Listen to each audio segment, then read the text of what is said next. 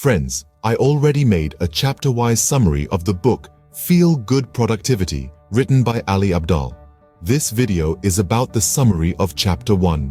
Check the link in the description to free download the summary of this chapter. Chapter 1. Play. There are 3 ways you can incorporate the spirit of play into your life.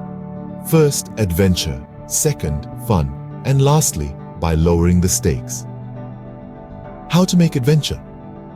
The answer is simple. Ali told us that before starting work, you need to shift into a personality that likes the work you're doing.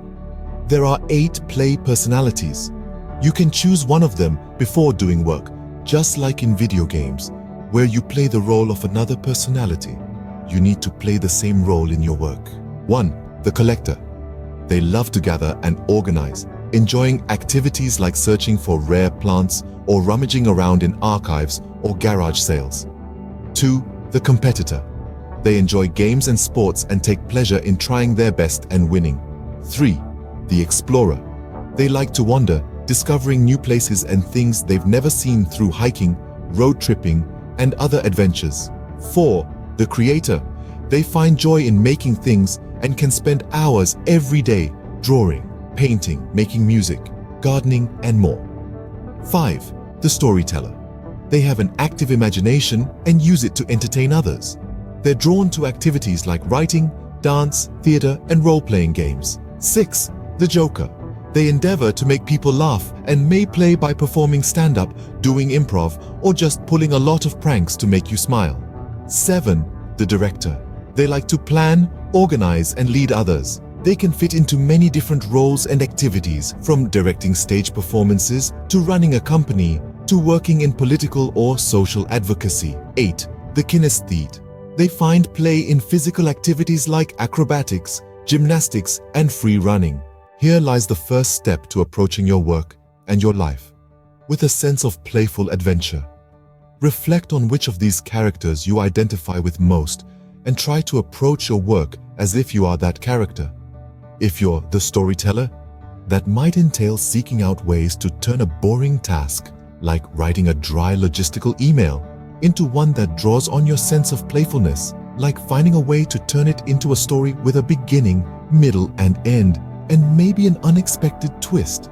Or if you're the creator, it might mean transforming mundane tasks, like filling in that dull spreadsheet into opportunities for self-expression, like turning it into a visually appealing and easy-to-understand infographic. Second question, how to make fun?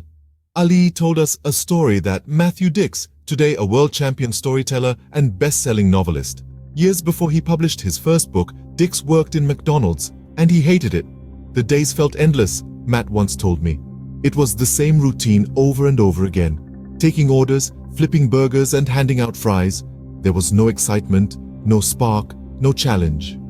And so Diks decided to see if there was any joy to be had, not in the job's outcome, his infuriatingly meager paycheck, but in the process instead. He landed on a classic tactic, upselling. Some days I'd decide it was sauce day, he recalls. So for the rest of the day, I'd add a mini sales pitch to each order I took.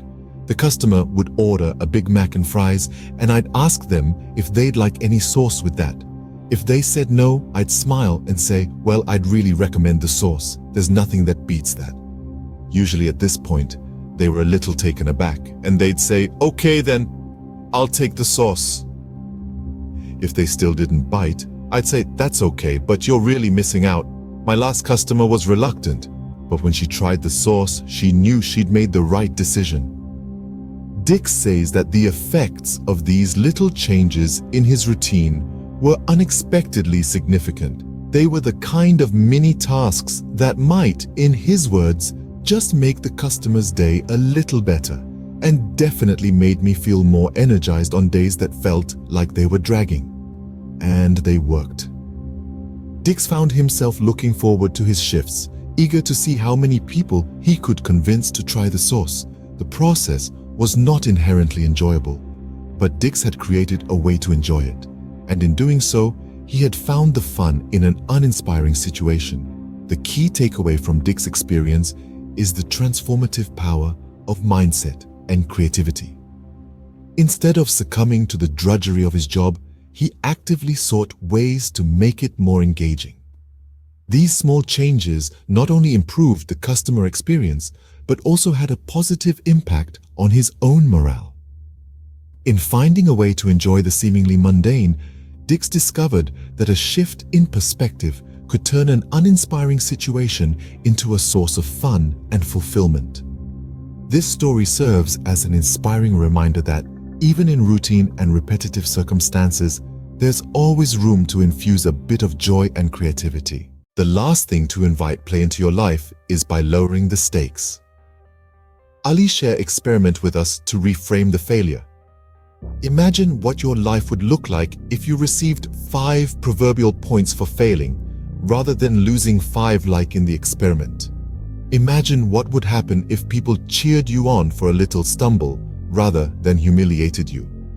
Imagine how you'd approach things if you treated them as experiments, where failure would be just as valuable as success. Might you now see the game of life slightly differently? Suddenly, the stakes are lower, and suddenly, you can afford to play around a little. If your goal is to find a fulfilling career, and your hypothesis is that a corporate role might be fulfilling, then your data collection process might be to sample careers through internships and job placements. With an experimental mindset, an internship that you end up hating wouldn't be a failure or a waste of time. It'd just be another data point to help you realize that that's not what you want. If your goal is to build a successful business, then your data collection process might involve testing different business ideas, products, or services. With an experimental mindset, a product launch that doesn't meet expectations wouldn't be a failure or a disaster. It'd just be another data point to help you refine your strategy and better understand your target market. No failure is ever just a failure. It's an invitation to try something new.